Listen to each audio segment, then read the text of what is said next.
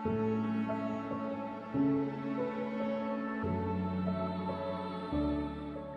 Assalamualaikum, Selamat Petang, Selamat Pagi, Namaste, 大家好, konbanwa, Satsuriaka, 안녕하십니까. Welcome to the 8th episode of World Mediation Deacon. This is DK. I'm extremely thrilled to have my guest today. Her name is Joanna Kalowski. Our previous guest, Jeremy Lack, described her as a fantastic mediator. I would like to call her the mother of Aussie mediation. She practiced mediation in Australia, New Zealand, Singapore, Thailand, Hong Kong, India. Also, she ran workshops in Italy, Germany, England, Denmark, Spain, Switzerland, and France. She is truly international mediator and mediation educator. Kaya, Joanna, welcome to the show. Thank you, DK. Wonderful to be here. DK, I haven't mediated in all those countries. In most of those countries, I've simply been an educator, but not a mediator. In a couple, I have done some mediation, but most of my mediation has been done here in Australia. I see. Can you introduce yourself? Where were you born, raised, educated, and career path up to now? Yes, very briefly. I was born in Australia, the child of German Jewish refugees. My mother came to Australia. She arrived exactly 10 days after war was declared. And when she discovered several years later that unfortunately her husband had been murdered, she looked around to be married because she wanted to have children. And I'm that child. And she met my father, and I grew up in a very happy, wonderful family, a very philosophical family. And I think that set me up for mediation as well, because my father always fostered philosophical discussions. Could it be this? Could it be that? Could it be something else? And I grew up speaking German at home, English at school. So I started life bilingual, but along the way I've become quadrilingual because I speak now French and German and Italian as well. So I speak 4 languages, and that's also made me understand just how differently the world is seen in different people at different times. And when I got interested in mediation, it was after having been trained as a teacher. I taught languages in school.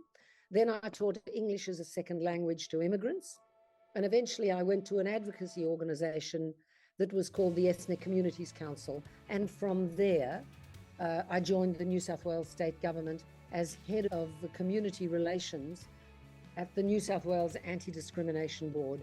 And I think that's when I really got interested in the law. I am that unusual creature. I'm not a lawyer, mediator. I'm not a lawyer, but I've always loved and respected the law. And I don't feel, for example, that mediation should replace the law. I think mediation and the law should be partners, not rivals. And of course, along the way, I've met wonderful other mediators who very much influenced my work and my practice. As an older woman, in my 40s, I left government and I became a member of the Administrative Appeals Tribunal, which is one of our big tribunals. We have a package of administrative law in Australia under which any citizen can appeal any decision of government under 350 acts of parliament. And that was extremely important and interesting work. I was there for 10 years. And at the end of 10 years, I was appointed to the National Native Title Tribunal, which was created to enable Aboriginal people to reclaim such land as was still available to them, because anything that had been freeholded was gone. And I spent 3 years as a member of that tribunal and then another year as a presidential consultant looking at the model of mediation that we used in native title. So it's been a wonderful life and a wonderful career. And I'm still involved and I still find it incredibly stimulating. And every day there's something new. Wow, it's a big career. It's very varied. Yeah, 4 languages. Guten Tag, bonjour, buongiorno. Buongiorno, sì, buongiorno. Yes, it's wonderful. And Wow. DK, you know yourself as a person with other languages, how the language forms the way we think. Yes, correct. And we need to understand that not everyone sees the world in the same way. If we're going to settle disputes, we need to deeply understand how this issue strikes another person because they are seeing the world through a different lens. I see. And as you mentioned, you are not lawyer background, so there might be some pros and cons, but one knows about the cons. But can you describe what was your pros because you were a non-lawyer background? Anything helpful? Well, one of the things is to be very respectful of the lawyers in the mediation. In the beginning, in Australia, as everywhere else, lawyers were suspicious of mediation. But as time went on, they themselves were trained, and they were trained in how to be an advocate during a mediation. They didn't behave as if they were in court. And I have to say to you, DK, I really found mediations where the parties were not represented much more difficult, because very often the lawyers would say to a party who was interrupting, shh, just let them speak. You might learn something. I didn't have to do it, because obviously the lawyers wanted the parties to understand what the other side's situation was, not to say position.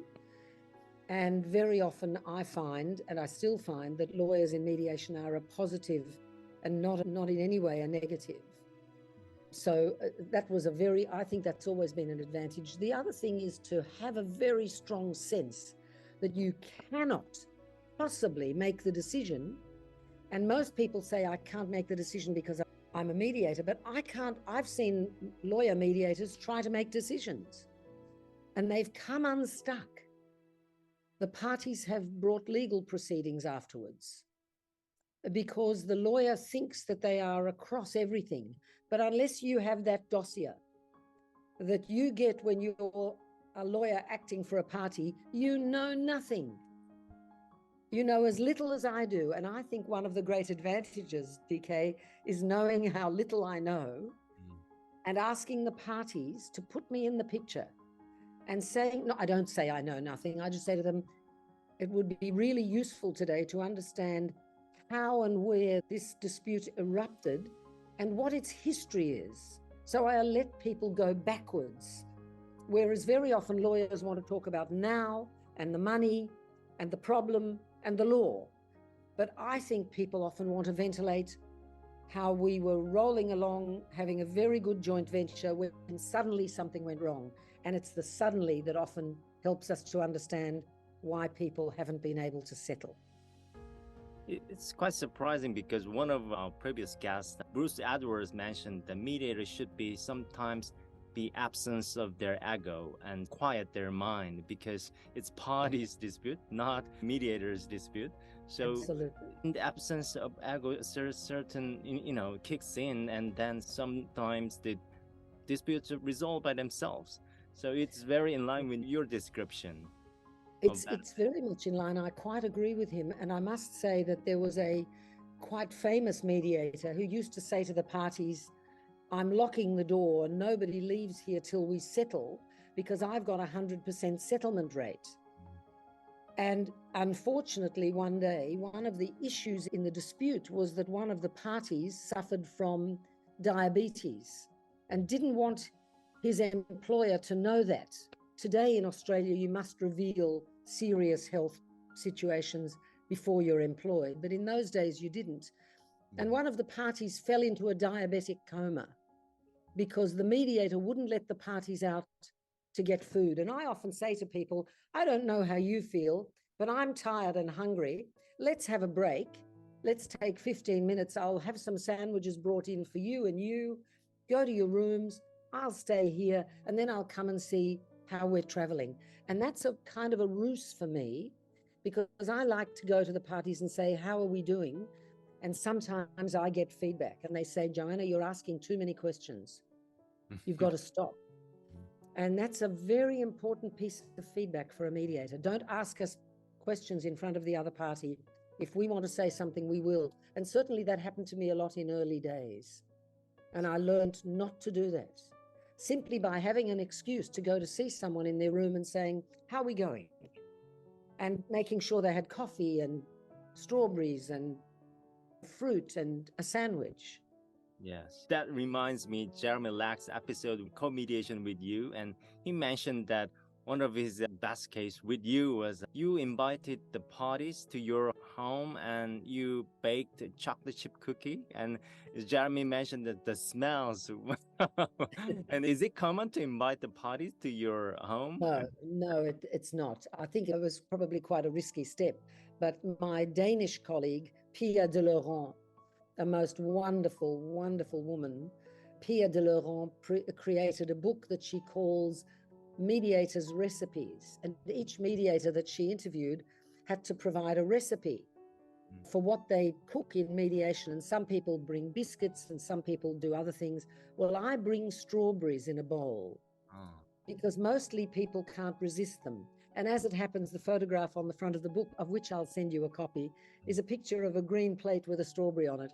Because when the last strawberry is there, one party says to the other, no, you have it. No, you have it. No, you take it. No, you take it. And I love the idea that we are eating out of the same dish, because in the end, we're in the same boat. And I think if people start to worry about each other's humanity, we're on the road to settlement. Because I think we need to allow people's humanness, their humanity, to shine through in a mediation, even when I'm offended by you, or even when I've offended you. If you can say to me, Joe, do you know to what extent you hurt my feelings when you fired me by text message? It's not the text message, it's my hurt feelings that we're dealing with. And that can be the way in which we unlock a difficult moment because of our shared humanity. Yes, as Jared mentioned, something similar. Mediators should make some pro-social environment in mediation. Yes. That's very important factor because Yes. we are human, and neuroscientific perspective is quite important. Absolutely. Well, Jeremy has told me that after the fact, and he told me that I do that, but I didn't know I was doing it until he told me that this is what neuroscience shows. I think that when we are in a room together, there is a phenomenon that I know about, which is Heinz Kohut's idea of intersubjectivity. And that is that if I'm in a room with you, that room is different than it is when you're in a room with Jeremy, or when Jeremy's in a room with someone else. We bring all of who we are into that room unconsciously. And I think that unconscious aspect of ourselves should be a connector, not a divider. And it's at that level that I think we need to make sure people have water, that they have coffee, that they have time to leave the room. For whatever reason they want to go, they might want to speak to their lawyers. They might say, look, we need a short break. I'd like to speak to my lawyer, DK, and have a word with him about where we are now. I'll be back in a moment. That's fine. I want the parties to feel that the control of the room is theirs, not mine, so that they feel free to make the decision that is right for them and no other decision. And that's created by a climate that I call conducive to agreement. And that climate is about agency. If I say, don't speak, it's not your turn, I want to hear her, I'm speaking to you as if you were 5. I've got a 5-year-old grandson, and I might say to him sometimes, darling, your grandfather was speaking, will you please wait? But you don't say that to an adult. And I've seen that done in mediations when I've been coaching mediators. It's terribly important to allow people to speak. And that brings me guidelines. At the beginning of a mediation, we all have these recitations and things. And I no longer do that. I just say to people, be aware that I might stop you if I can't hear you speaking. And that might be because everyone's speaking at once. So be aware that if that happens, I'll intervene. I don't say, you're interrupting. I say, may I intervene? Because you were saying something very important, and I think you were saying something very important, and your lawyers were commenting, but I couldn't pick it all up. Can we just stop? And can I please hear from you and your lawyer, and then from you and your lawyer? And I do that to give that moment back to them. The moment is theirs. All I'm there for is to hear what they're saying, but I don't tell them they're interrupting. They're not children. This is about agency. It's about being an adult with autonomy. So autonomy and agency are critical to good decision making. And I think that's cross-cultural. If I'm forced to make a decision, I'm going to make a worse decision than if I made one freely. It would be better to have no decision than one that was forced, because sometimes I know, and DK, you've seen it in your mediation practice, the parties don't settle at mediation, and they ring you 2 weeks later and ask you to come and sign the agreement with them because they reached an agreement after the mediation. Because the climate has been created where they can say, get in here and sit down, we think we've got an idea. And then they settle, and then they want the mediators to sign off on the settlement. Now, I think that's wonderful, because that says to me that next time they may not need a mediator at all. We are in the business of doing ourselves out of a business, I think. But luckily, there's always someone new fighting, so there's always another case. Yes. I think that interrupting and forced to get to settlement, that's the kind of worst experience in mediation. But in contrast, what was your best or funniest memory as a mediator in the mediation case? Oh, well, your viewers and listeners are going to be shocked, because I've trained mediators for 30 years, more than 30 years. And I've said to them, don't make jokes. Jokes don't work cross-culturally. What I think is funny in Australia may not be funny in Korea. What you think is funny in Korea may not be funny in France. I mean, I tell cross-cultural jokes to make a point. For example, there's a wonderful joke that's told that President Mitterrand of France goes to visit Chairman Mao. And he says to Chairman Mao, I'd really like your opinion on the French Revolution. And Chairman Mao says, look, I'd be happy to give it, but it's too soon to tell. And that joke talks about long-term and short-term thinking. That in a context like Mao's context, the Chinese context, the longer time that elapses, the clearer the issue becomes. Whereas we in the West often think that if it happened yesterday, we should have a set view on it today, and it should be immutable, unchangeable. Well, I was in a mediation with 4 sisters who were fighting over their mother who was not yet dead. And they were having a terrible fight about her and her well-being and her will and all kinds of things. And they were fighting over what in Australia is called guardianship. So you can apply to be the guardian of an old person, and then you manage their finances, you manage them in a nursing home and so on. And these sisters, 3 of them turned up to a mediation session, and the 4th one was late. So one of them said to me, let's start without that cow. She's just a cow. Let's just start without her. And I said, no. There are 4 of you. We'll have a cup of tea and we'll wait. She'll be along shortly. She hasn't told me she's late. And she walked in doing this, the thing that women do when they've got wet hair and they're quickly fluffing up their hair. And she walked in and said, sorry, girls, I'm sorry I'm late. I'm training for the such and such marathon, and I've just had a shower. And when she said it, one of the sisters looked up and burst into tears and said, how can you say that? I'm the sporty one. You're not. I'm the sporty one. And at that moment, I just couldn't stop myself, and I burst out laughing. And I laughed and laughed and laughed, and they were all looking at me as if I'd gone mad.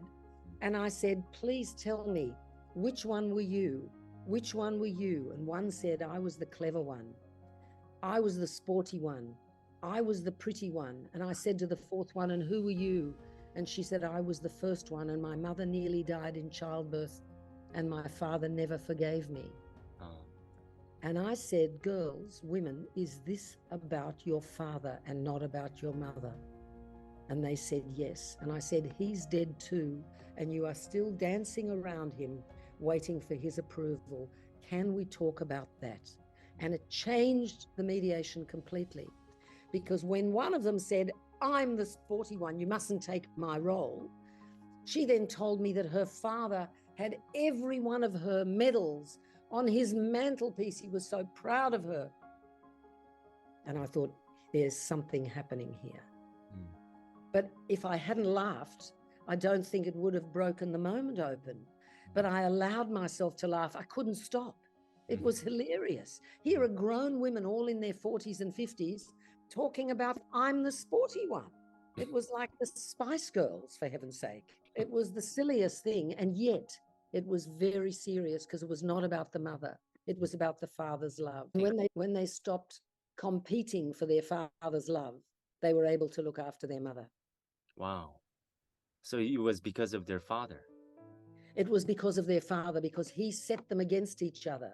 You're the pretty one, you're the clever one, you're the sporty one, you're the one that nearly killed your mother. And they'd been left with that all their lives, and they'd never formed themselves into a quartet. And I said to them, you know, in order to look after an old person, it takes a village. Let's see. You have to be together to look after your mother. It was kind of legacy for them. And as you mentioned, in quartet, everyone should make less sound in playing violin, cello, whatever, and harmonious. Yes, that's right. It's an orchestra, not a set of soloists. Yes, yes. I'm cleverer than you, so I should decide about mother. Well, I'm sportier than you, so I should look after mother's health. Rubbish. We're 4 sisters. We have to look after our mother. How are we going to do it? That became the question. The question wasn't, how do we look after our mother, but how best to look after mother. And there was a lot of money at stake because the mother was very wealthy. And one of the sisters had let the parents come and live with her. And the other sisters were jealous because they thought that she had maybe influenced the will, which nobody had seen. The will hadn't been read yet because mother was still alive. All of this is going on while mother's alive. But DK, if I hadn't laughed, we wouldn't have got there. Wow. So I think there's something about the spontaneity and the authenticity. Don't normally laugh in mediations. I promise you there's very little to laugh about. But in that moment, it was so funny and it was so grotesque that I just burst out laughing. So that was a memorable moment. In some ways, but technically, I wish I hadn't done it, but professionally, I'm glad I did because we really got there in the end. And they wrote to me afterwards to say how they were making it work and their mother was well and so on and so on. It could have done some awkward moment that it could be a mistake, but in your case, it was trigger point and it made the mediation successful. I mean, success, there is a lot of definition of success, but in terms of settlement or in terms of relationship, it's quite successful. Yeah. It broke open the reason that they couldn't get together. Because one was saying this and another was insisting on that, and 2 were in guardianship, and then those 2 let the guardianship go and these 2 became guardian. It was a mess.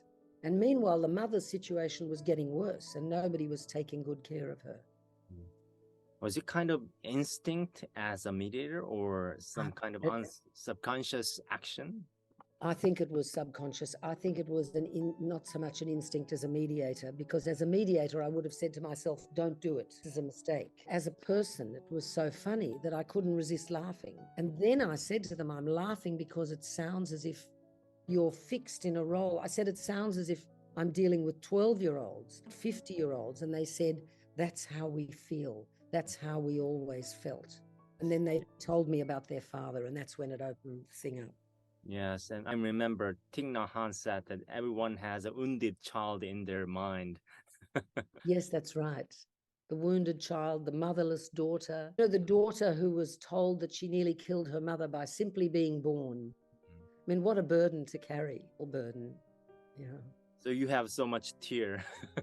Yes, that's right. I cried. Just remembering, yeah. All right. I think it's a kind of connection with mistakes. And I would like to ask, what was your favorite mistake that you have ever made that turned out to have a very positive impact, either professionally or personally? I wish I could say that the mistake had a positive outcome, because sometimes the mistakes have a negative outcome. Certainly in native title mediation with Aboriginal people, I was not sufficiently careful in the beginning.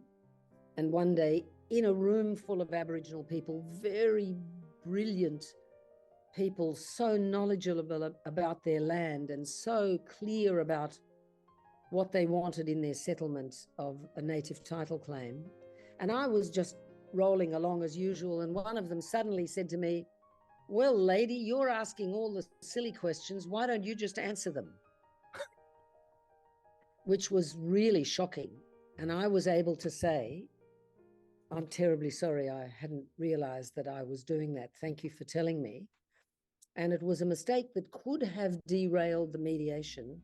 Luckily, I was co-mediating, and my colleague immediately picked up that moment, and she made it move on. But I think if I'd been alone, it might have put an end to the mediation.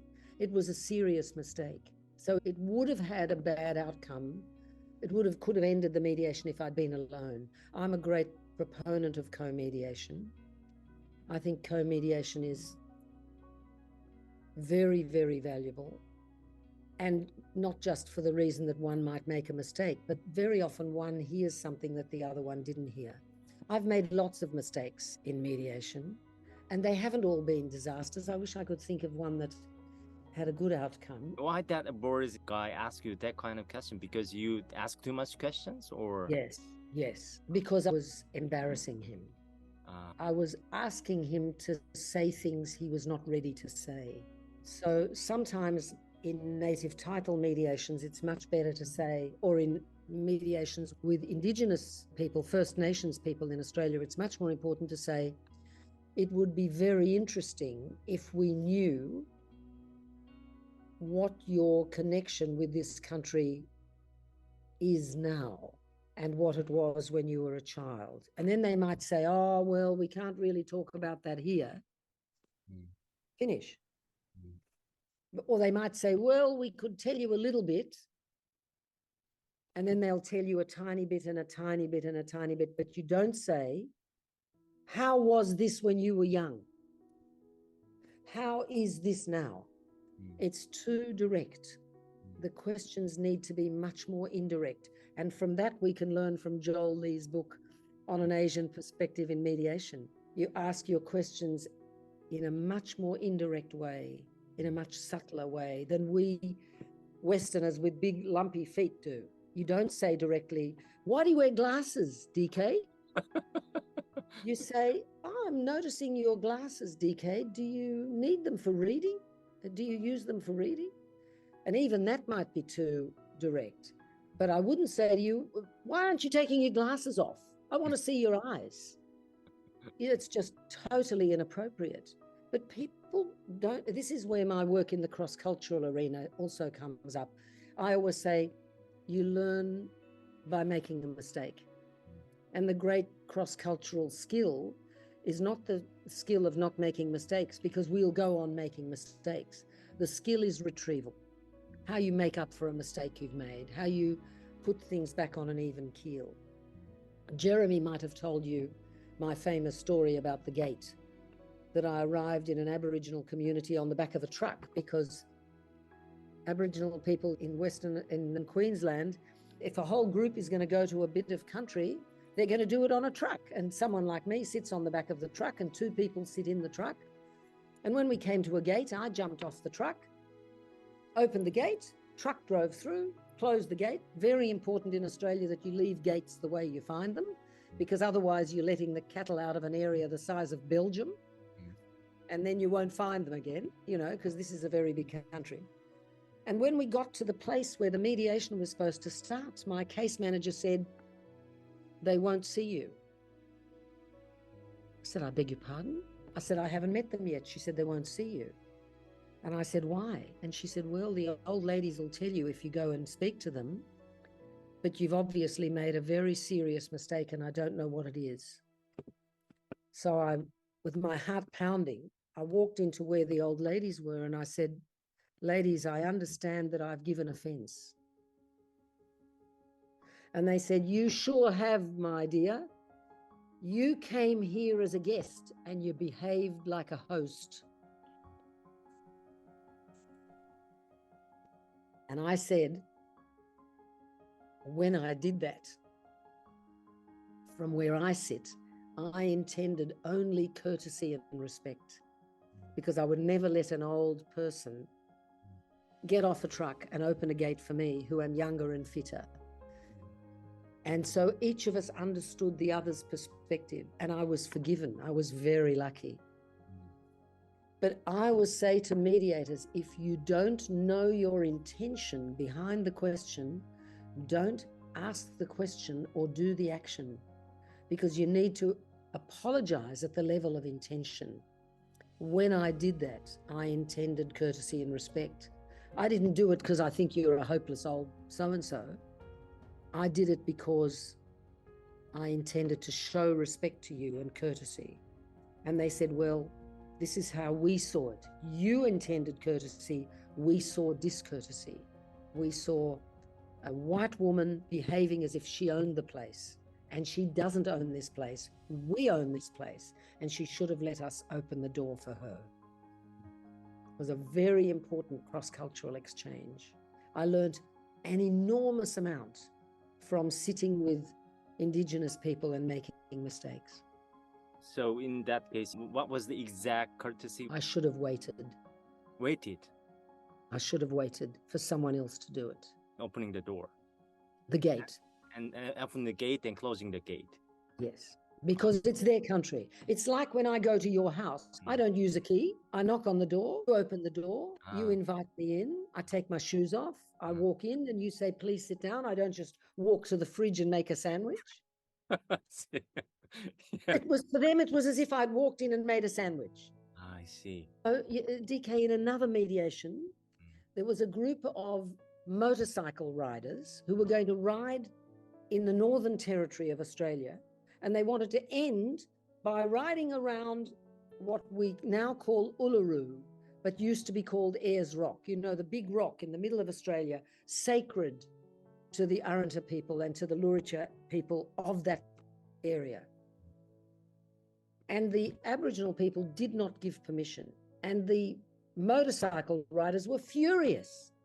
So I said to them, why don't we move your cycle race to France? And they said, oh, geez, we'd love a cycle race in Paris. And I said, well, I live in Paris part of the year. I can organize that for you. It's true, I do. I said, how do you like your chances of ending your race around Notre Dame? And they said, oh, we don't think we'd get permission to do that. And I said, same. I said, if you think of Uluru not as a rock, but as a church, you'll understand. For you, it's a rock. For them, it's a church. And I'm using the word church loosely. For you, it's just a rock. For them, it's sacred. You don't roam around a sacred spot on your motorbike. You wouldn't do it in France. You wouldn't do it at St. Mary's Cathedral in Sydney. Why do you think you can do it in Ayers Rock, in Uluru? And they said, oh, gee, sorry. Yeah, we understand. We get it. So by analogy, people have the capacity to understand about the sacred. But if it's not sacred to you, you often can't see it. And in the cross-cultural world, we call that gap perception. I don't see what you see. I don't see the gate in the same way you see the gate. I don't see Ayers Rock and Uluru in the same way as you see it. And in order to resolve the dispute, I need to cross over and see it through your eyes, and you need to see it through mine. And then we maybe are able to make an accommodation. Wow. So I found all that incredibly educative, because I was learning all the time about my own shortcomings, my own biases, my own prejudices. This is good, this is bad, this is clean, this is dirty. Rubbish. It's unshared. Some of that is unshared. I see. That stone, the red stone? It's red, especially when the sun sets, and it's in the dead center of Australia, right in the very center of Australia. It is magnificent, and people used to be allowed to climb it. Imagine if you were allowed to take a rappel rope and climb up the side of a cathedral. People would go crazy. You're not allowed to climb up Notre Dame. You're not allowed to climb up St. Mary's Cathedral. Why would you be allowed to climb up Ayers Rock? And the answer is because when it was Ayers Rock, it didn't belong to the Aboriginal people. It belonged to the country and they let you do whatever you wanted. Well, that's not okay anymore. They've put a stop to that. And people used to be killed because it's slippery. And the base of it is a birthing place where women go to give birth. So it's very, very, very important and sacred place. But if you see a rock and I see a church, we're in dispute. I see. It's similar to Sedona in America. Probably. I see. Probably, yeah. And even some trees. You see a tree and you think, oh, well, it'd make a nice part of my new house. But for the other person, it's a sacred tree because my ancestors were buried in it. You know, they bury people in trees. Or other people made a boat from the side. You can sometimes see trees that have a scar in them where someone cut the tree to make a boat. And those scarred trees can be thousands of years old. Well, not thousands, but hundreds of years old. So they're very important trees. And when white people originally came to Australia and started chopping them down, the level of distress among Indigenous First Nations people was very great. And it gave rise to a lot of conflict. We have a lot to learn. We really do have a lot to learn. And we're very slow learners in Australia. We've had 240 years and we're still creeping along. And sometimes I find it so painful. My husband says it's like having X-ray vision,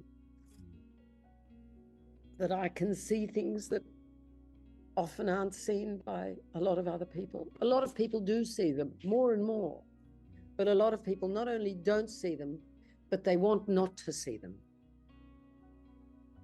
They want not to understand the country. We are now facing this very big question of the voice, a voice to Parliament for Indigenous people. If you could read the articles about it, you would be, with me, you would be ashamed.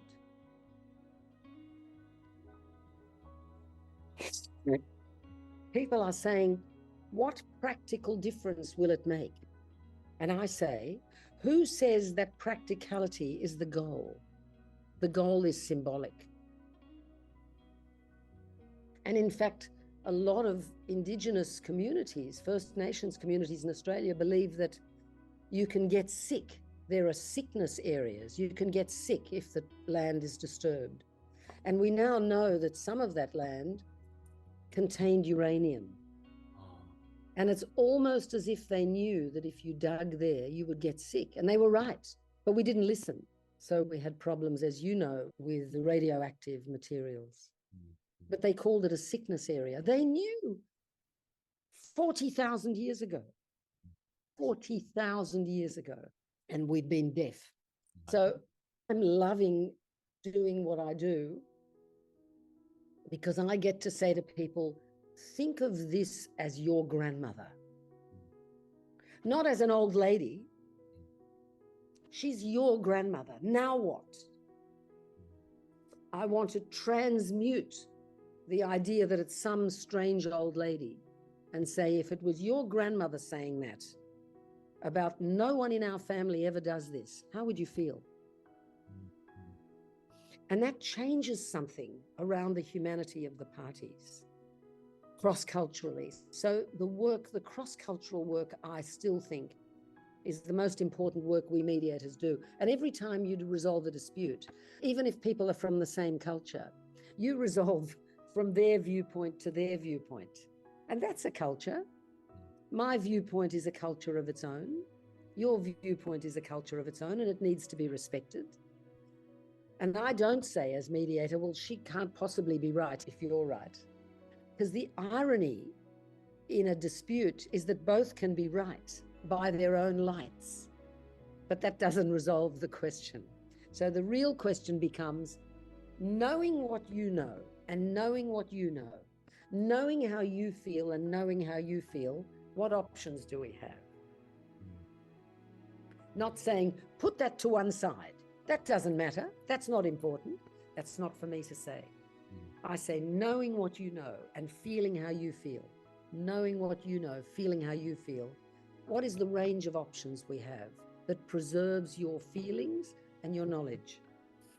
And you'd be amazed how often people say, well, I've never thought of this before, but what about that?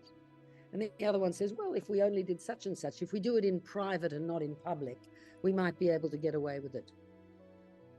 Hooray, got an outcome. You know, in a Western setting, we're always wanting to do something in public. And very often we can achieve more by doing it in private. I won't publish in the newspaper what I did, but I'll tell you privately that I'm very sorry. I deeply apologize. I think you have some kind of better capacity to empathy or compassion. And how do you withstand that in the middle of mediation? In joint session, you may not express your emotions, but in conferencing, if you get into their emotion, get into their shoes, and some tears. Yes. You know, that's a very good question, DK. I think I mediate because it's the only setting in which I'm not emotional. I'm very emotional afterwards when I talk about it. I'm very emotional when I come home at the end of the day and I just feel drained. But when I'm there, I can feel it without reacting to it with, for example, tears. I don't think I've ever cried in a mediation. I've admitted that I've laughed, but I've never cried. But I've often cried when I've told the story afterwards, like the gate. I see. But when I'm there, I feel a bit like it's going through me to the other side, like a sort of conduit. I just look at the other side sometimes when I'm hearing and feeling what they're saying. And I look at them and they sometimes say, gee, we didn't know that was so serious. We thought it was all about money. And I'll say, well, what do you think now? You know, when I'm in private with them, what did you think when they said that? And they said, wow, we didn't know it was about the fact that we'd caused them problems on the stock exchange by limiting their access to credit.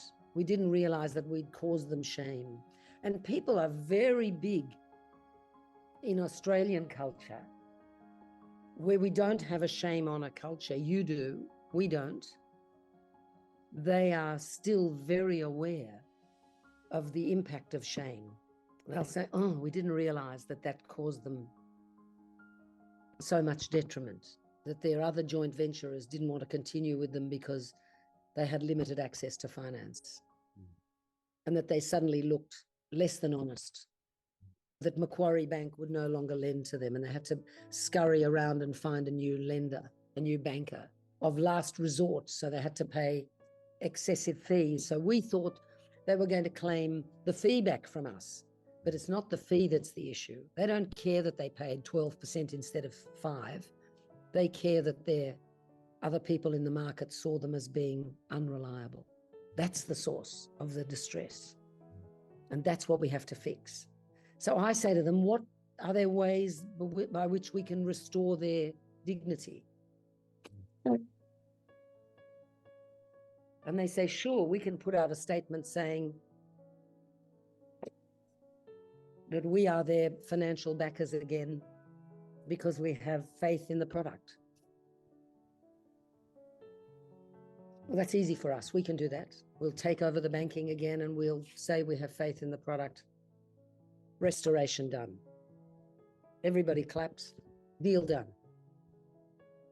And sometimes they ask for a part of the percentage, the punitive rates they had to pay. But very often it's not about the money, it's about the shame. Shame.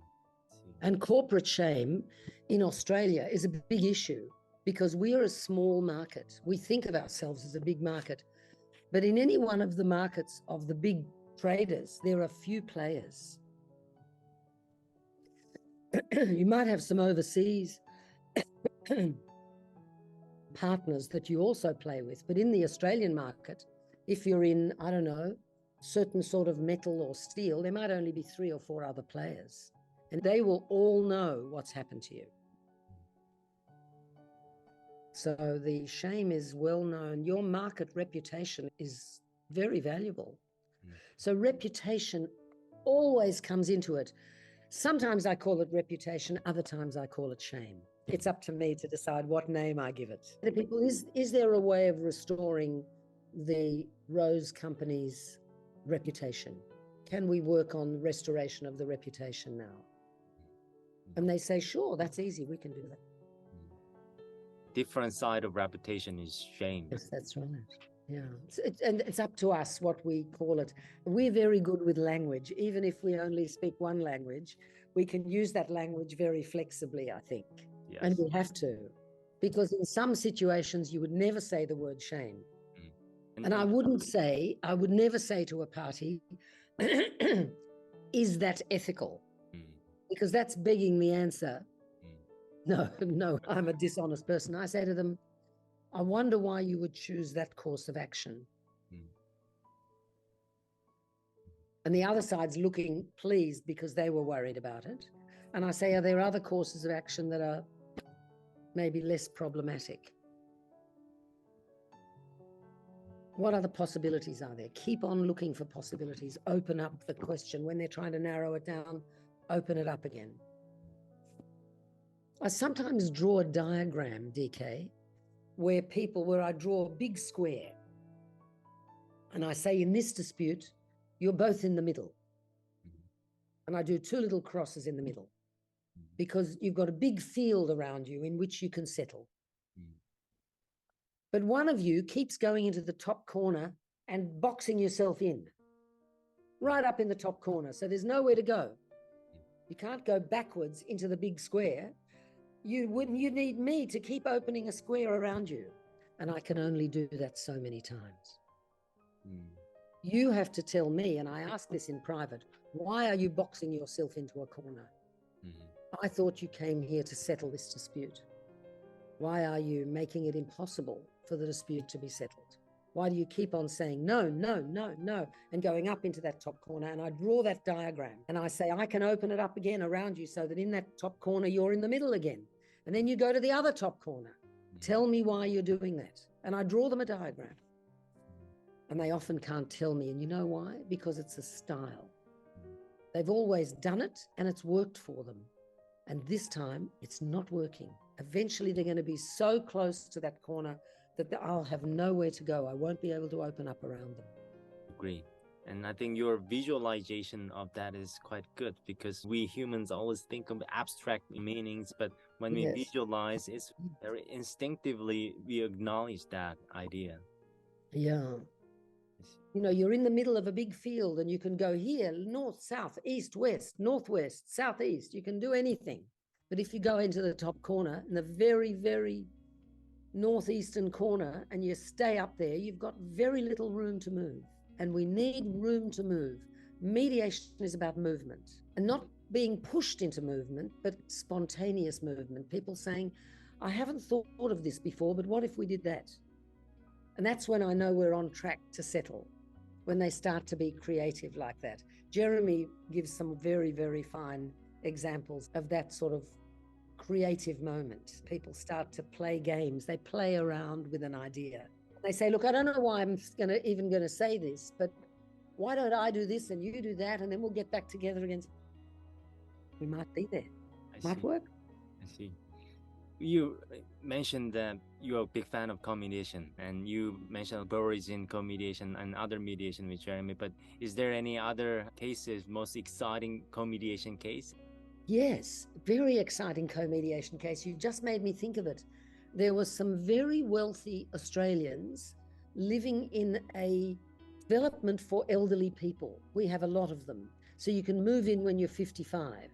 And this had been developed by a charitable institution, and they were beautiful apartments that people had bought into what is effectively an apartment block.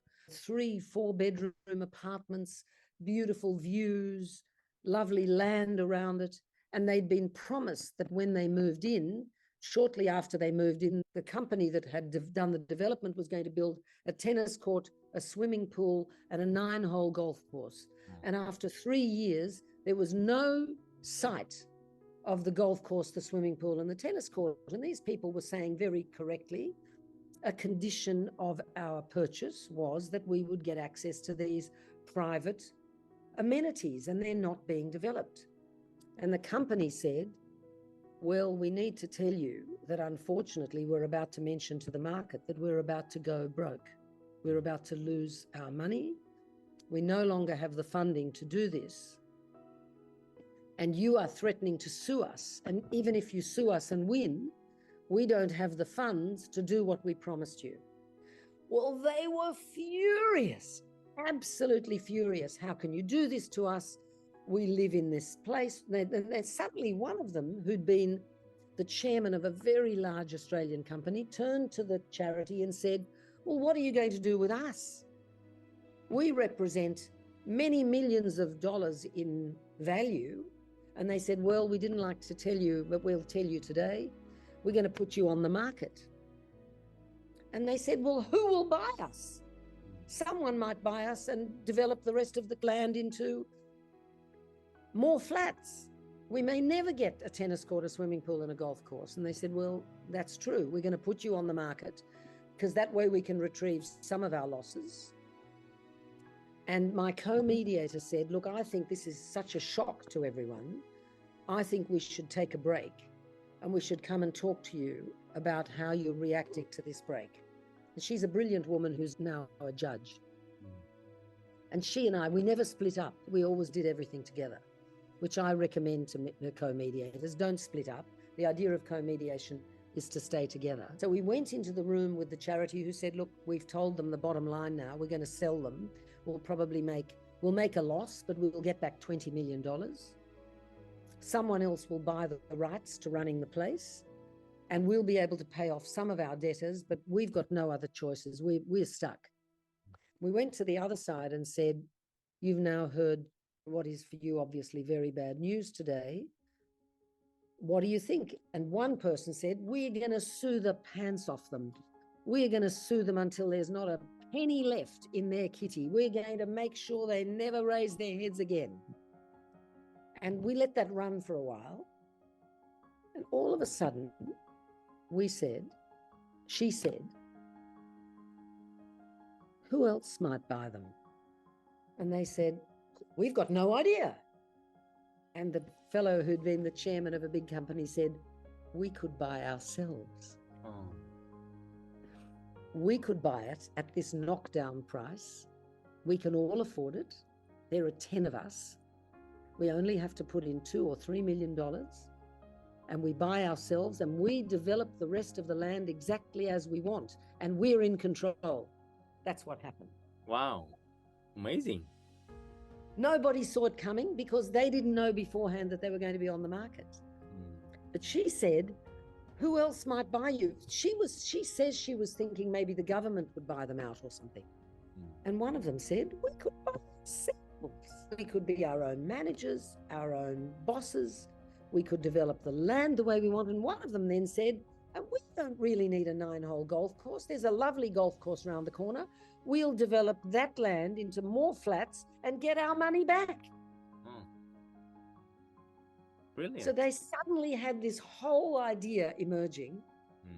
There was no lawsuit. They proceeded on the basis that they were going to buy themselves for an agreed sum. I've forgotten what the sum is. But for these very wealthy Australians, it was nothing. They each put in $2 million. I mean, $2 million is a lot of money for me, but for them it wasn't. They bought themselves and they developed another piece of land and sold those apartments and gave themselves a swimming pool and a tennis court. And everyone was happy. Wow. And the charity got its 20 million or 25 million or whatever they wanted. Wow. That's an amazing case. It's an amazing case, isn't it? I don't think it would have happened if we hadn't been co-mediating. It's often you bounce off someone else's creativity, or someone else asks a question that triggers something in your mind that you wouldn't have asked yourself, because we're all these creatures of spontaneity, I think. We're not as rational as we think. I see. We are often much more intuitive than we think. There is a lag. I always describe it, DK, this way. You know, you go to the gym and the gym instructor, and I go to the gym regularly, says, lift this weight and hold it straight out to the side for I don't know how many seconds. And I say, I can't do it with a straight elbow. And the gym instructor comes and he holds my elbow straight. And after I've felt how it feels to straighten the elbow, I can straighten my elbow, because there is what we call a kind of, there's passive movement. There's movement that you can't yet access. And I think the same is true of decisions, that we've got latent ideas that are just drifting around, and something happens and you know what it feels like if that comes forward, and it creates an opening where other people say, this is crazy, but why don't we buy ourselves? How about it, fellas? You keep saying you want to go overseas 3 times a year. Well, 1 year don't go overseas and put your money in and help us buy the piece of land. We'll buy ourselves. We're getting $50 million worth of value for $20 million. For heaven's sake, it's a no-brainer. And they become this kind of ideas firing on all sides. And we also talk in language terms about passive language, so that when you learn a new language, you often understand more than you can speak. We talk about receiving and sending. So if I were to learn Korean, God forbid, because I know it would take me the rest of my life, I would after a while understand something, but I would still not be able to send that something. And it's why when people are learning a new language and you say, what is your name? And the person says, my name is. They don't just say Joanna. Or if you say, when did you arrive in this place? And you answer, I arrived in this place. And then you say, on Thursday. Because you're repeating the bits that are cueing you in. And that passive language is like passive ideas. They're there, they just haven't had a chance to emerge yet. And our role as mediators is to create a climate of creativity and safety where people can suddenly say, this is a mad idea, but what about this? And I've heard that so often. And I've sat in a family mediation in which it was a joint session. The husband's lawyer said to the wife, we could give you $2 million. And she says, you will give me nothing. And the other side thinks, what? She doesn't want any money. She says, no one is giving me anything. I am getting what I deserve. So when they separated, I said to the husband and his lawyer, what went wrong there? And the lawyer said, I don't think I should have said we could give you. And I said, well, who should be sending this message? And they all agreed that he should, the husband, he should say, you know, Jane, after 15 years of marriage, I think it's only fair that your share should be such and such. Same amount of money. She said yes, problem solved. You couch it in the wrong language, it will be refused. The right offer in the wrong language is the wrong offer. And we also say that the right offer at the wrong moment is the wrong offer. But the right offer in the wrong language or delivered by the wrong person. Sometimes people say to me, as the mediator, would you tell them that we're going to make an offer of $50 million? And I say, I'm delighted to do it, but why do you think I'm the best person to deliver the message? And they say, oh, isn't that how mediation is done? And I say, not at all. Anybody can speak. Would you like to think about who the best person is? And if you decide that the best person is me, I will deliver the message. But if you decide the best message giver is one of you, you do it. That's strategy. We help them with their strategy, not by using the word about strategy, but by saying, why are you so stupid as to think that when the mediator says it, it will be better than if you say it? Why? It's unstrategic. So if they walk in the other room and say, we've heard you, we're sorry we changed your line of credit, we'd like to restore your line of credit and offer you $3 million to make up for the additional fees you have to pay when you had to go to the Commonwealth Bank. And the other side says, thank you very much, we accept. But if the mediator said it, they might say to me, go back and squeeze them, we might get some more. And yet And why are they saying that? Because they think mediation's about squeezing. I've seen much bigger offers made than I would have expected because the parties are not being squeezed. I see. So it's an educative process, DK. We have to educate not just, never mind the lawyers, because they're educated now. We have to educate the users about what mediation is and what it is not. The arbitrator makes a decision and it's binding, unless it's set aside by a court.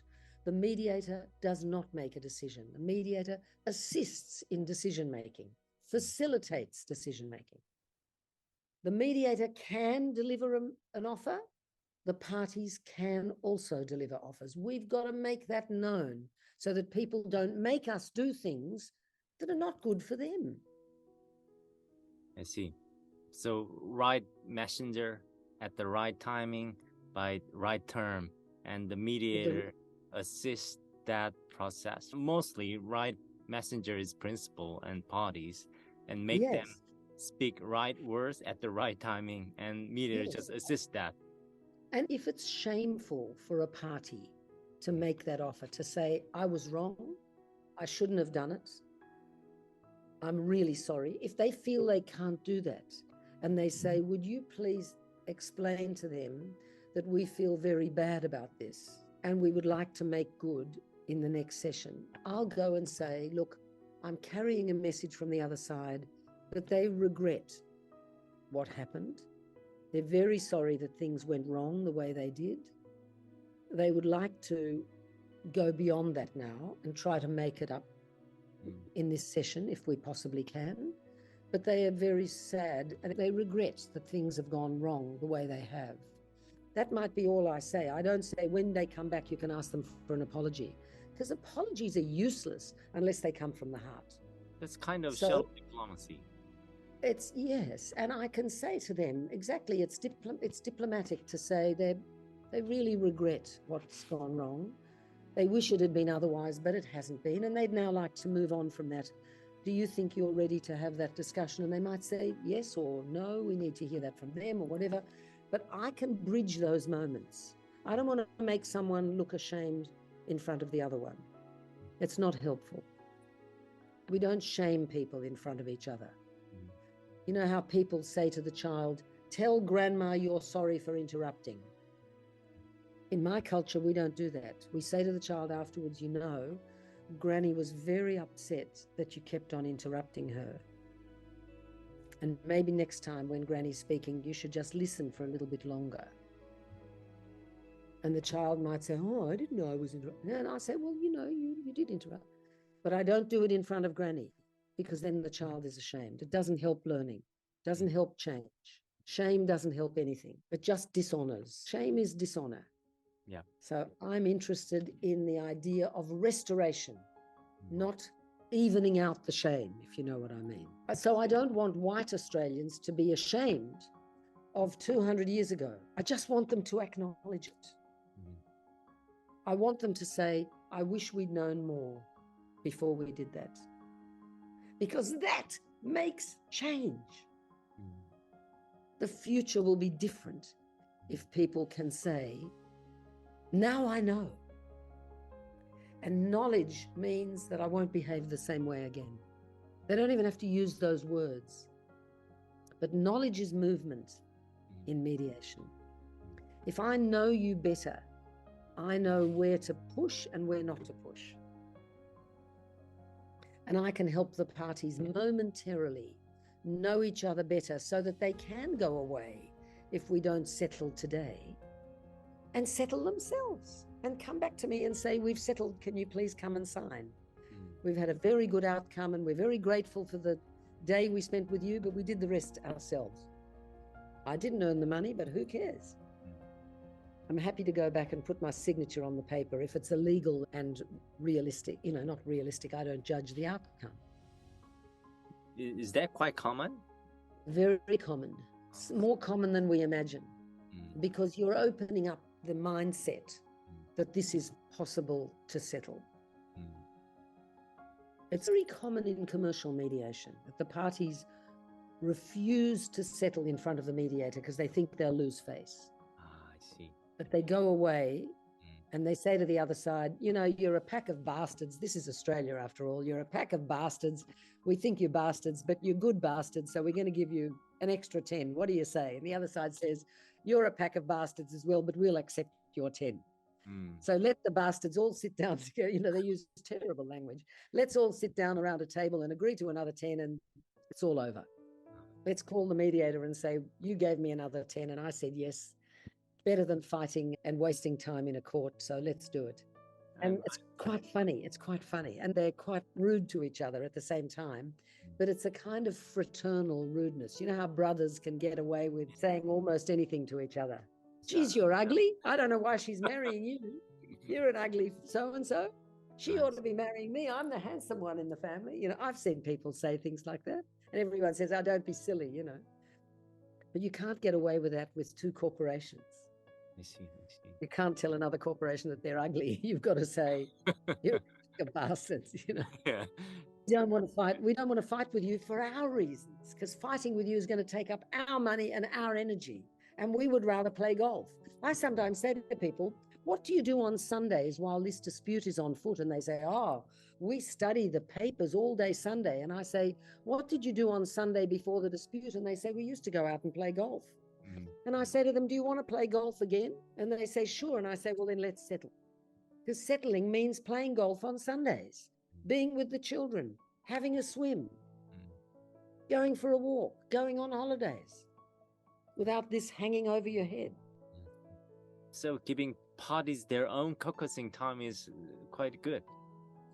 I think it's very important. You know, I'm worried about some of the American systems which say we don't do caucusing, because I think myself that they are not telling the truth. I think they do caucus, but in different ways, maybe in the corridor. Because in cross-cultural disputes, people often need time out to work out what the other side is saying. I was in a native title mediation in which the engineers for a big mining company kept talking about the mining process and saying, look, we'll remove about 50 tons of dirt per day. Then we'll get to the rock after about a month. And then there'll be more dirt.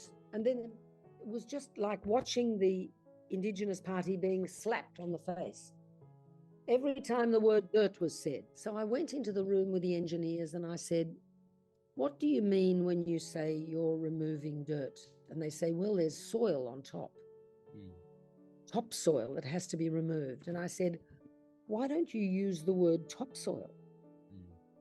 And they said, why would we? And I said, well, why would you use the word dirt? I said, I'm a housewife. I've got teenage children. When they walk into the house after they've been at the garden and they track dirt into the house on their shoes, I get a broom and I sweep it up. That's dirt. I said, you are talking about the land, the earth. It is their mother. Can you use another word? When they walked in, they said, oh, gee, we're really sorry. We just didn't think when we said dirt, we mean soil and we mean earth.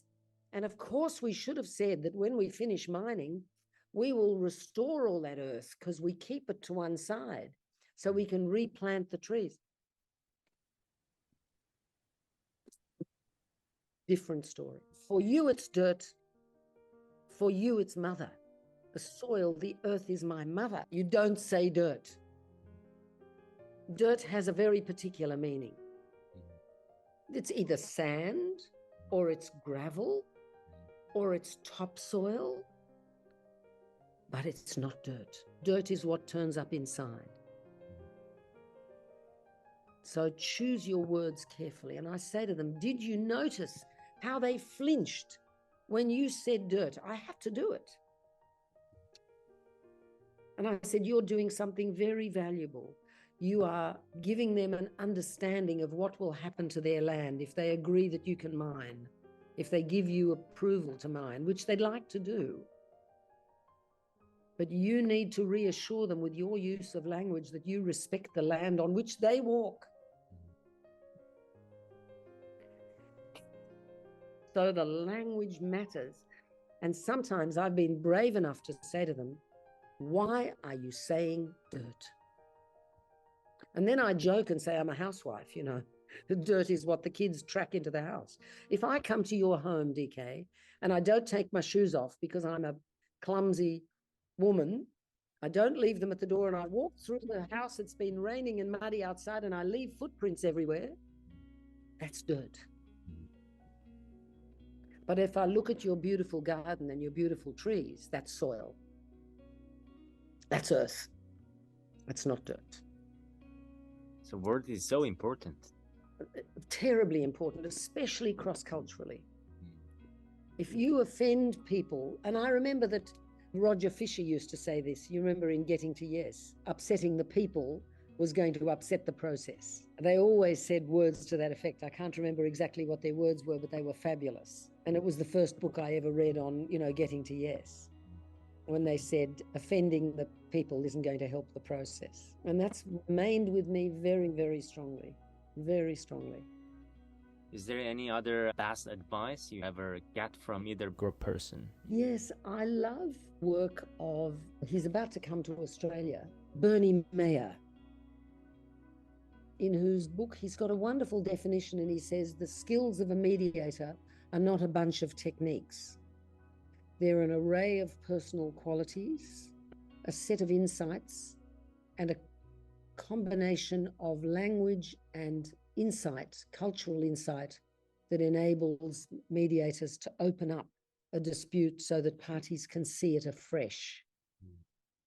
And I think too much mediation training is technique driven. And when Jeremy and I, together with a number of others, including Joel Lee in Singapore and Gigi de Groot and some other people, when we developed the criteria for the intercultural training for IMI, we were very careful to say, this is not about techniques. This is not a bunch of techniques. It's a set of insights and personal qualities that you want to develop in mediators who do cross-cultural work. You need to be open to the fact that your own thoughts and beliefs will be challenged. And because they're challenged, it doesn't make them wrong. That they can be just as right as someone else's, but they're theirs, not mine. I don't have to live by them, but I do have to know they exist in that person's heart. So I can't transgress that. My daughter is an interviewer and she's about to interview for a number of international writers' festivals. And she says, when you meet a refugee from Cambodia and they tell you what happened to them under the Khmer Rouge, you never say, oh, for heaven's sake, surely that couldn't have happened. You don't challenge someone's memories.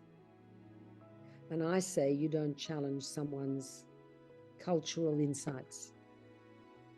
You let them play out so they recognize that their cultural insights may be holding them back.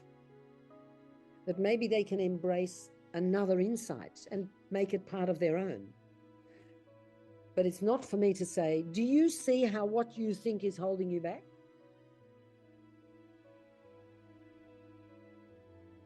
I have to say to them, is there possibly another way that you can honor that belief but still settle this dispute? And I don't know the answer to that question. Now, here's another difference between lawyers and non-lawyers, I think, in mediation. Lawyers are trained never to ask a question to which they don't know the answer. And I think mediators very rarely know the answer to the questions they ask. Oh, very interesting. We're not headed down a path towards a decision that we mediators have decided is the right decision. A judge has to do that. When I sat on the tribunal, I had to decide that some sorts of information was irrelevant. But in mediation, I say nothing is irrelevant.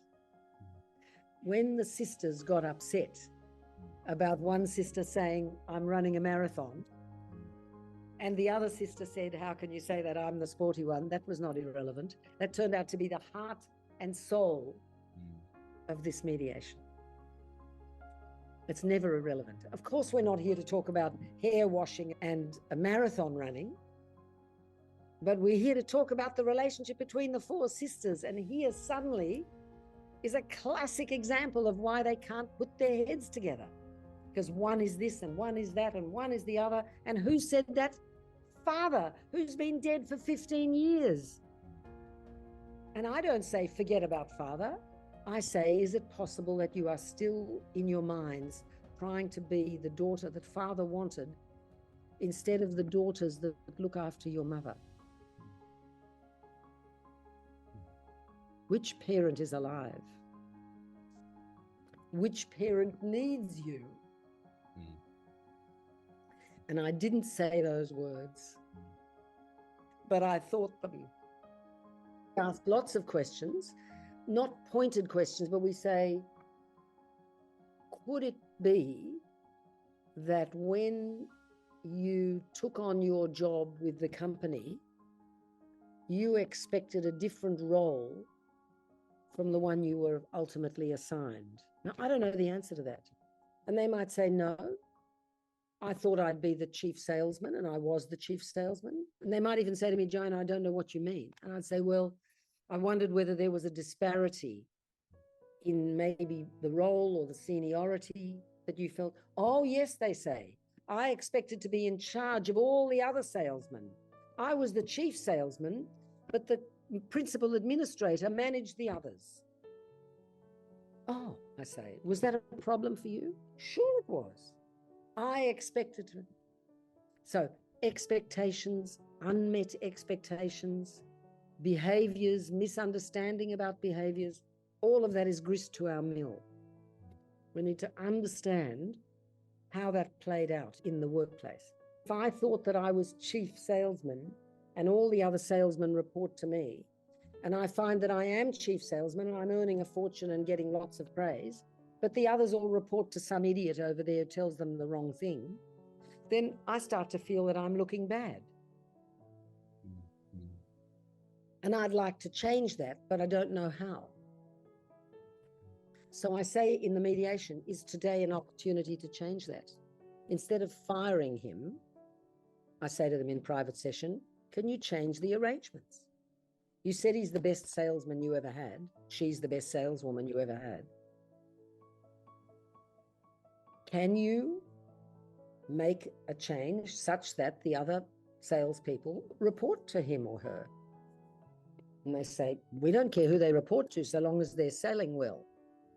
So I say, he says that they could be selling better if he could share his techniques with them, whereas the administrator isn't a salesperson and doesn't have the techniques. Does this make sense? And they say, well, what do you think? And I say to them, sometimes I say, look, it doesn't make any sense to me. You tell me why it makes sense to you. And they say, I don't know, it's always been done that way. So I say, well, if it's always been done that way, can it be changed? Who knows? I'm taking a risk. I'm putting my foot in the water. And they might say, sure, we could try it for 6 months. So then I can say to them, will he wear it for 6 months? And they say, well, it's better than firing him. And I say, that's right. That's true. You want to try that? Okay, let's try. Let's get back together and try that. So in challenging, we are asking questions to which we don't know the answer, and often to which they don't know the answer. And that's the creative part, because they might say, I never thought of that. It crossed my mind. And I say, well, it never crossed my mind before, but I'm learning from you today. So I often say to people, I'm finding this very interesting.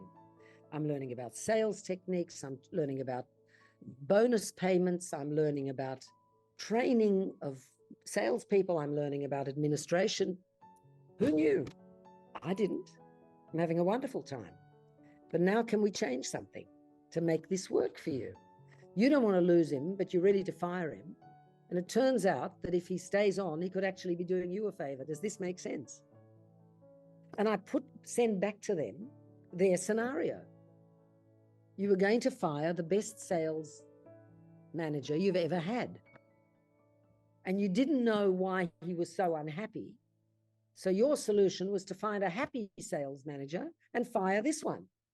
Now that you know why he's unhappy, can you change that? This is about movement. And they said, sure, if he wants to manage this pack of idiots that are the other salespeople, let him do it. He's welcome. Give him 6 months and see what he can do with them. Fine, terrific. Have a go. And I say, shall we get back together again in 6 months, or do you need me, or can you do this without me? I don't need to be there. And if they say, we'll call you in 6 months and tell you how it's going, I say, fantastic. I'd love to hear. Because I want them to know that the decision and the carrying out of the decision is in their hands. They are the agents. They can make it work. They don't need me at all. All they needed me to do was to get a hammer and crack open the walnut, which was a very resistant walnut and wouldn't be opened in the usual way. So we've cracked the walnut and now they can look inside. They can even eat the nut if they want. I see. May I paraphrase that? The mediator asks question, we don't know the answer because mediator asks future, but lawyers ask, they have the answer because they ask the past. Sometimes, or also the lawyer asks the question because they're trained that way, because they know what the law says. But mediation is an opportunity to do something that no court can order. A court can't order you to give me a bunch of flowers every year on my birthday. I've seen people agree to that in mediation. Disabled woman was the best, I'm thinking of it because of salespeople. She was the most successful saleswoman for a cosmetic company. And when the company director went to visit her in this country town and they saw a woman in a wheelchair with a very strange face, they fired her on the spot because they didn't want her to be the face of this cosmetics company. And she sued them for discrimination on the grounds of disability. And they sat down together and she said, before you ever saw me, all you knew about me was that I was your best salesperson. Why would you fire me? And she made them say, because you look so strange. And she said, well, it turns out that if you fire me, you're going to have to pay me a fortune because I've been fired on the grounds of my disability. You're going to lose a terrific sales manager. And a lot of people in my area are going to ask why I'm no longer the salesperson. So you could lose out in my area. So they said, well, what if we put you back in charge? And she said, on one condition. And they said, all right, what's that? And they thought she was going to say $50,000. And she said, a bunch of flowers on my birthday every year, as long as I decide to stay here, because I want you to remember that I'm human. I may be in a wheelchair and I may have a funny face, but I'm human. And they said, done. And she said, I don't know if I'll be with you for more than 3 years. I've had a very big offer from, Louis Vuitton or something. And they said, oh, well, don't leave us. Don't leave us. You're so good. And she said, right, bunch of flowers every year on my birthday. A court can't order that. I mean, it's a silly example, but people in mediation can achieve an outcome that no court could award. So lawyers are often narrowly focused in the band of possibilities that a court could order based upon the law governing this issue. But mediators can go beyond that. I see. Beyond the law. They can't go against the law, but they can do more in human terms, in interpersonal terms, in social terms, in cultural terms. But more satisfaction, right?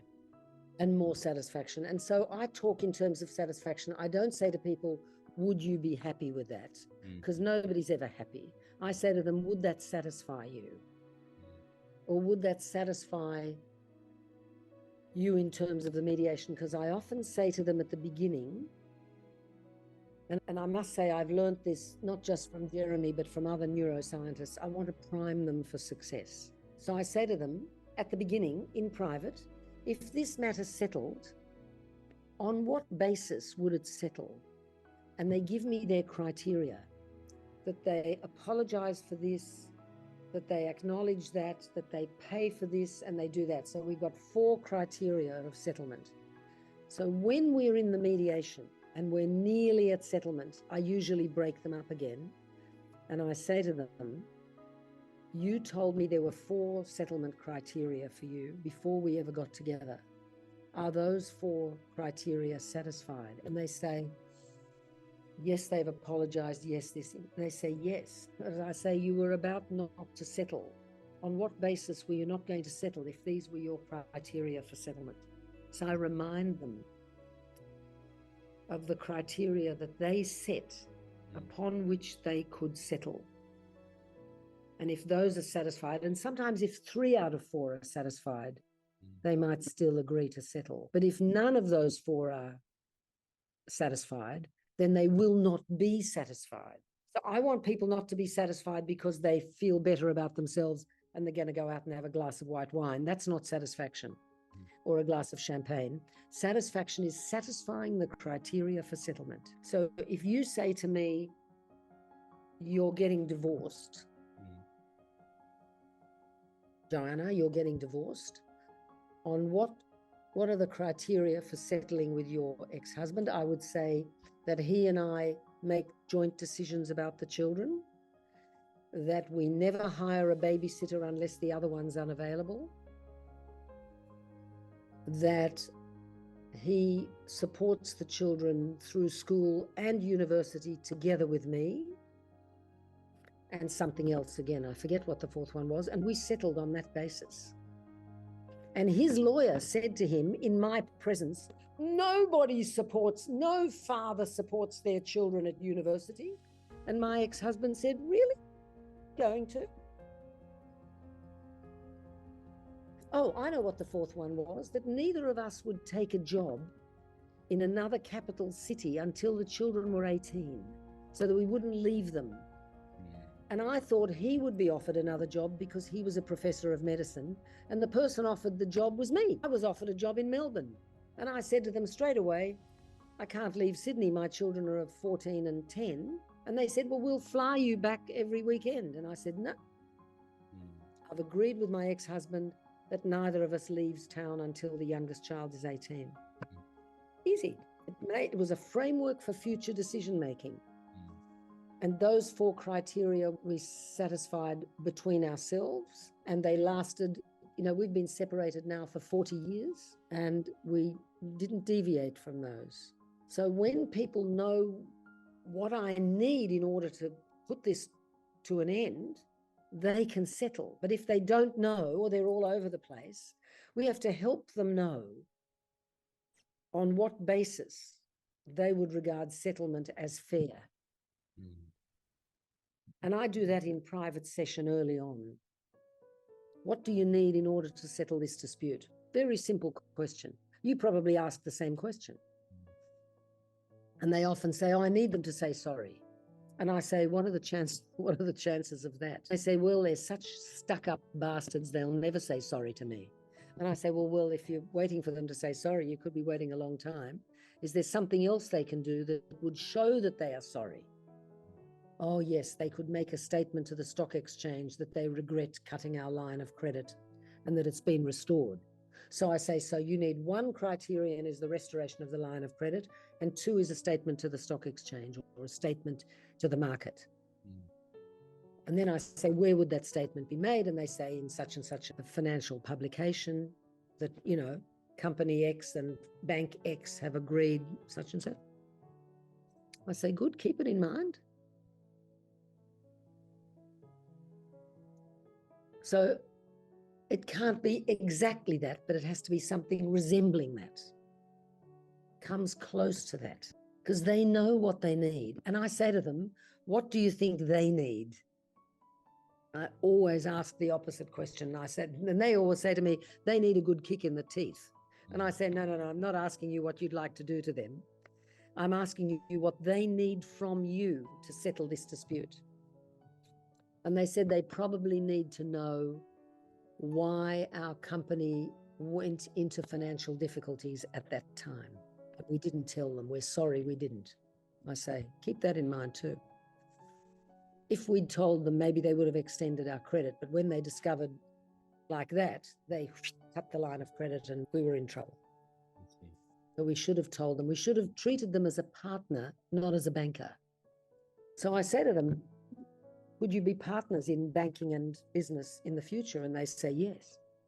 So I'm restoring a relationship that once worked. Why would we invent a new relationship if the old relationship worked? And sometimes you know yourself that when you're asking questions in the past, DK, you ask, why was it a good banking and relationship through the 90s and into the early 2000s? What made it such a good relationship? And you're priming them to remember that it once worked. And I want to prime them for success by saying, what do you need in order to settle, and what do you think they need from you? Keep it in mind. That's what we're going to work towards. So they've got settlement in mind, not a particular decision, but they've got settlement in mind, and that they think that this is capable of settlement. Because people often come to disputes saying to me, look, I wish you luck, Joanna, but this is never going to settle. They're a pack of bastards. No one can work with them. You know, they're rats. Their reputation in the market is that they're a bunch of rat bags. I mean, the language in Australia is pretty fruity. But if you want to give it a try, we're happy to pay half your fee. Go on, off you go. And then they're often surprised. I'm happy to work on that basis. I often wear sleeves, not only because I've got old arms now, but I like to roll up my sleeves at a particular point in the mediation and say, right, let's roll up our sleeves. Let's work. We've got work to do here. Let's do sleeve roll. It's like having lunch or going to the bathroom or having a coffee. At one point or other, it's going to be tough. Roll your sleeves up. We're getting down to it. I want a symbol of the fact that this is not an easy moment. I see. Prime their mind. Yes, to prime them to work hard. It's not going to happen because I'm going to make it happen. I'm not a judge. And sometimes when they look at me and say, what do you think? What would be a good outcome? I say to them, look, I'm very flattered by the fact that you're treating me as if I was your judge, but I'm not a judge and I can't make this decision. Only you know what will work. I can only help you get to where you know you need to be. If you tell me, then I can assist you to get there, but I can't make a decision because I don't know where there is. When I was training lawyers as mediators, I often told another joke, which I think is a very good joke for mediators to remember. It's about an Australian comedian who says, I'm so tough, but when I get into a taxi and the driver asks me where I'm going, when I get into an Uber or a taxi and the driver asks me where I'm going, I say, none of your business. And so I say to lawyers, if you don't tell me where you want to end up, you can't expect me to take you to Seoul if you want to go to Paris. You're keeping your card so close to your chest that nobody knows what's going on. And people love that joke. And also people remember the joke, a bit like the joke with Chairman Mao and President Mitterrand. They remember the joke, and so they remember the point. And the point is, if you don't tell the mediator stuff, the mediator can't help you. And that's why we are sworn to secrecy. Confidentiality in the end is about us. A mediated agreement is not confidential if it's achieved by fraud. You can go to a court and have it set aside. If it's achieved by misrepresentation, it's able to be set aside. So the confidentiality is of the mediator's behavior in the process. If you don't tell me to tell the ex-husband something, you have to know that I will not do it. I won't hint at it.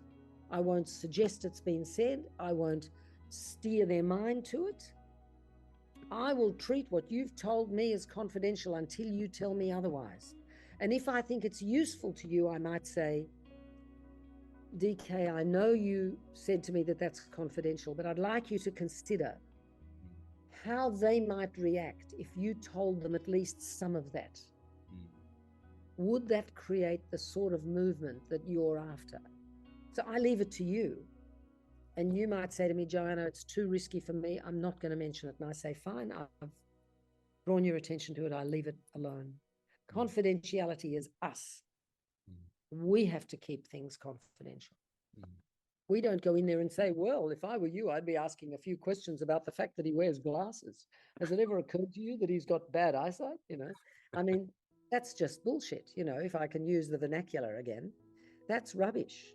Because you know and I know that I'm hinting at you to go in a certain direction. That's what we cannot do. And my 30 years in this game have proved that you don't need to do that to come to a good outcome.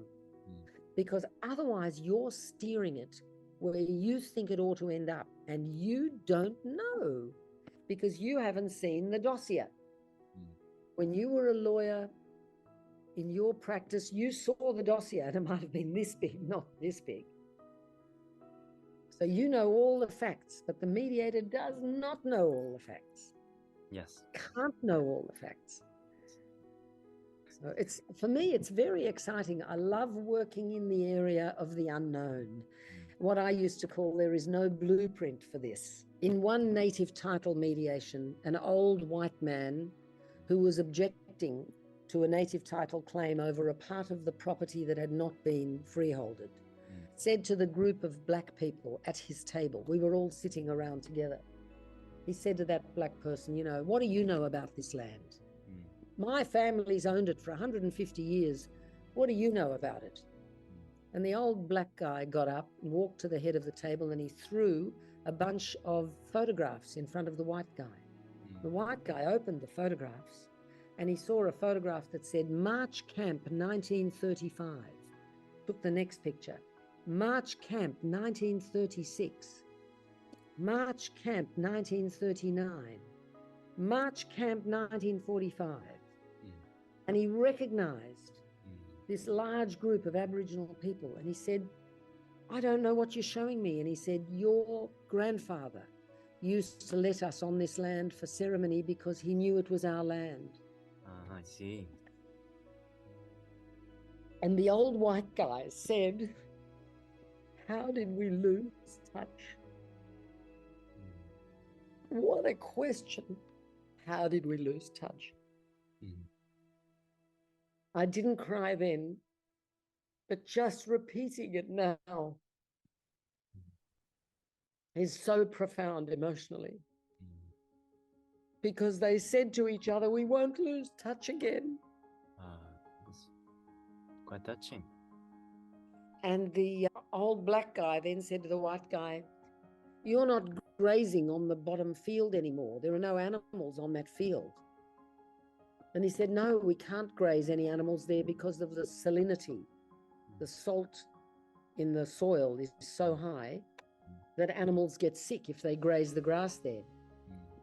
And the old black guy said, weren't there some creeks there with some reeds around them? And he said, oh, yeah, we filled in those creeks and we cut down those reeds because they were so sharp that they could we were afraid they'd cut the animal's tongue. And the old black guy said, we call those the lungs of the earth. They exhale the salt. And 5 years later, they had opened those underground water sources and replanted those reeds.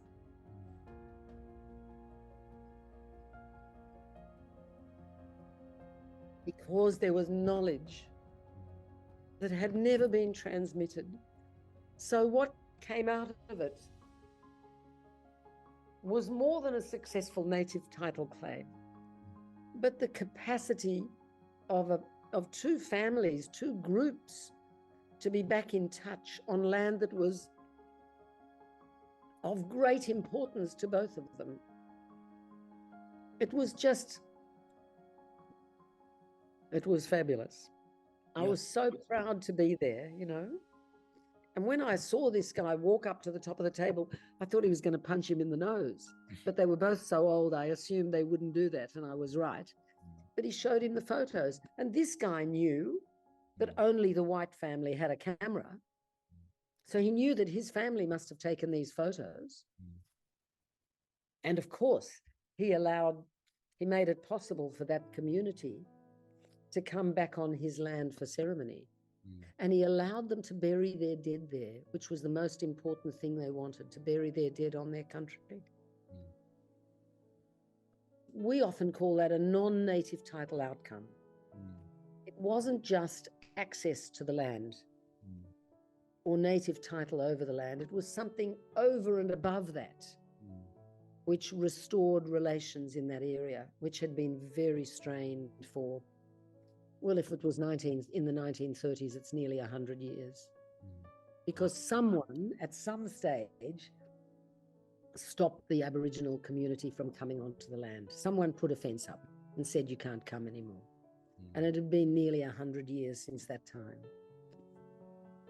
So, you know, having that change was a non-native title outcome, but it was a product of a native title claim. And it was extraordinary. Wow. You have so much extraordinary cases. But I didn't have anything to do with it, DK. I just sat there while it happened. Because the process brings people into each other's orbit, into each other's ambit. If we understood more about neuroscience, we'd say into each other's mental space. I don't know about neuroscience at that detail to be able to assert that, but there is a crossing over of possibilities. And in that middle area, it's like a diagram, you know, where you have one circle and the other circle, and it's the bit that's intersecting where the possibilities are. Because I have these views, you have these views. We don't share the ones on the outside, but the overlapping ones are where the richness is. And if you bring people into the room together, I think that wonderful things can happen. And we need to be aware of really the wonder of simply the process of proximity. In Italian, the verb is avvicinare, to bring people into neighborhoodness together, di avvicinarsi, to bring them into one another's vicinità, into each other's vicinity. Use the word vicinity in English. It's not even approach each other. It's when they become a neighbor for a moment that something can happen. The room is the room in which this can happen. I don't know whether you saw Hamilton in Seoul, wonderful American stage play called Hamilton. It's about one of the founders of the Constitution, Alexander Hamilton, and there's a wonderful song in it in which he says, I want to be in the room where it happens, the room where it happens, the room where it happens. And we are in the room where it happens. And that's a wonderful privilege, I think. And we have to be alive to everything that could happen in that room in order to make it the best possible opportunity for people to find a way through. We don't have to ourselves know the way through. We have to help them to find a way through. I see. Thank you so much, Joanna. That's a pleasure, DK. I love your questions. Yeah, I love your stories, your emotions, expressions, analogy, and everything. Let's wrap it up this interview with the last question. If you can take a time machine and meet 30-year-old you, what advice would you give? What would I give myself as advice at 30? I think probably just be yourself. Yourself. Be yourself. In terms of everything? Don't try to be something or someone you're not. Be true to yourself. Be true to yourself. Think that would be it, I think. I think at 30, I was busy trying to be whatever anybody else wanted me to be. I see. And I think that's very common, but we all do it, and it's how we learn, I think. Yeah, for the parents, friends. Yes. Yeah. Family. That's great advice. I hope so. Nice. Thank you so much, Joanna, for the long pleasure, today. I hope we meet in person one day. Yeah, one day. At a conference or something. Yeah, or for convention week. Fantastic. Yes. All the best, DK. Thank you very much for the interview. I really, really enjoyed it. I really enjoyed it as well. Thank you very much for accepting the interview. Pleasure. Thank you very much. Bye. Bye, Joanna. Bye.